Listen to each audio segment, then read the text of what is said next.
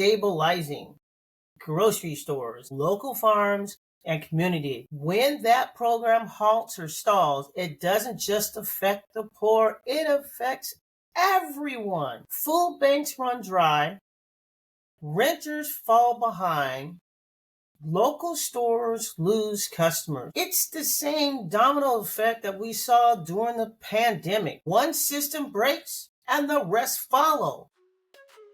This is Tally Cat Tap Tots, and yes, it's been a minute, but I'm back and I'm thriving. Today's a special day. It's election day, and some people have some empty plates, and that's not cool.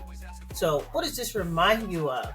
This reminds us of back in 2020 when the world stopped, shelves empty, families panicked, and we all asked the same question: how long will this last? Now it's 2025, a new crisis is quietly brewing.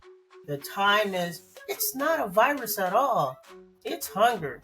Millions of Americans who rely on SNAP program, the nation's largest food safety net, could soon have no more benefits.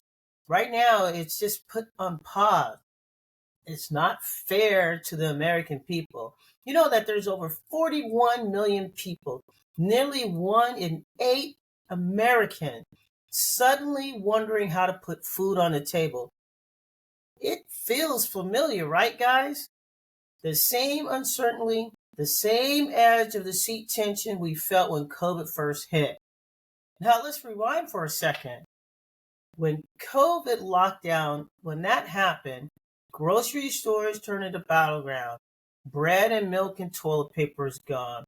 Alcohol sales went up 55%. Streaming subscriptions went up 30%. God only knows how much Amazon went through the roof, and UPS and USPS during that time. But anyway, we were all searching for some type of comfort, right? Anywhere we can find it. We were just buying food and drinks. We were buying control. SNAP benefits skyrocketed too. The government expanded them to help families survive. For millions, it wasn't even a luxury. It was survival. But here's the thing about human behavior. When stress hits, consumption becomes our coping mechanism. We don't just react emotionally, we react economically. Now, let's fast forward to today. SNAP, the Supplemental Nutrition Assistance Program, feeds over, like I told you, 40 million Americans every month. That's 1 in 8 people. Its injections about $8 billion into the economy monthly, stabilizing grocery stores, local farms, and communities. You heard me right. Stabilizing grocery stores, local farms, and community.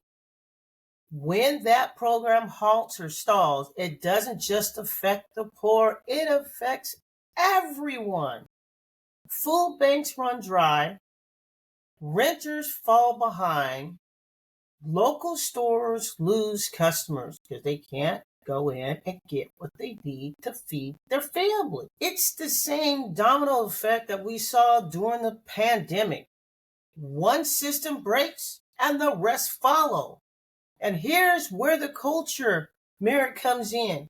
When people can't afford groceries, they often turn into a cheaper comfort, which is streaming, fast food, cheap beer. Come on, guys. It's not bad behavior, it's human nature. Enter the comfort economy. The industry's built on helping us forget, even if we just for a little while. Netflix just announced a global co-marketing deal with Anheuser-Busch InBev, promoting shows and beer side by side. And in the same week, Michelob Ultra dethroned Modelo Especial as America's top selling beer. These headlines aren't random. They're reflections of how we cope as a culture. When food insecurity rises, the entertainment and alcohol industries thrive. It happened in 2020. It'll happen again because we stress, we go and want to have a drink or two. And now they got the non-alcoholic beers out there too. But anyway, consumption is a comfort that goes up with us. According to the USDA, during COVID, over 9.5 million additional Americans enrolled in SNAP within months. The economy was fragile. The safety net caught them barely. Now, if that net disappears, we're not just talking about empty tables. We're talking about a cultural ripple and what people buy, what they watch, and how they escape. The economics call this a behavioral displacement. When people shift spending from essentials they can't afford to emotional needs they still can reach. Now, that didn't make sense to me, but I'm sure it makes sense to some people out there.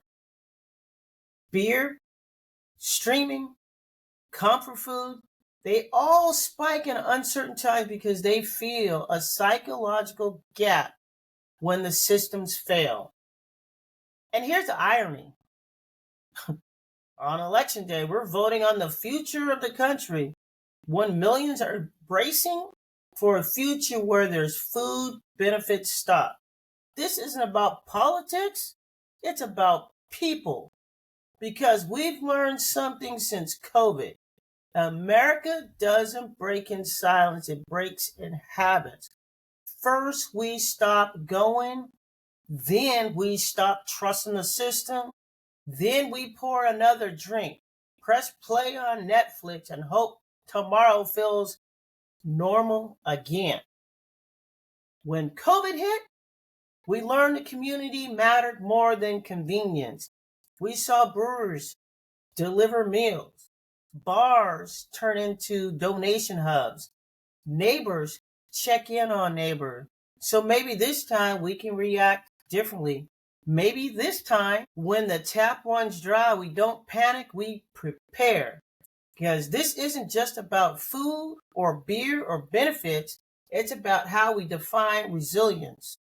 On election day, we can choose empathy, we can choose awareness, we can choose to be ready. This is Cali Cat Tap Talks, exploring the stories behind what we drink, what we consume, and what we become when times get tough. So stay curious, stay grounded, and remember, every pour tells a story.